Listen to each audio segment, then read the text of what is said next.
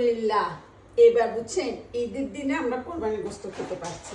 তাহলে আমি ইতালিতে আসার পরে 3-4 বছর কোরবান দিই নাই, আর প্রত্যেক বছর আমি আলহামদুলিল্লাহ কোরবান দিছি। যখন ছাগল দিছি তখন তো ছাগলেরটা আমরা নিজেরাই তৈরি করে কিনে ফেলতাম, কিন্তু গরু দেওয়ার পরে বুঝছেন কোনোদিন 3 দিন পরে পাইছি, কোনোবার 2 দিন পরে পাইছি, কোনোবার পরের দিন পাইছি।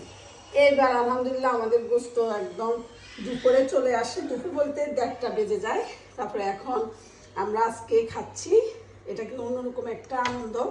নাহলে ঈদের দিন বুঝছেন কিনা গোস্ত খেতে হইতো বুঝছেন, গত বছরও এরকম কিনে নিয়ে এসেছি, পরের দিন আর এরকম কোরবানির গোস্ত খেতে ইচ্ছে করে না। আলহামদুলিল্লাহ দেখেছি বিসমিল্লাহির রহমানির রহিম, অন্যরকম একটা মজা। আর দেখেন কি সুন্দর হচ্ছে, মাশাআল্লাহ।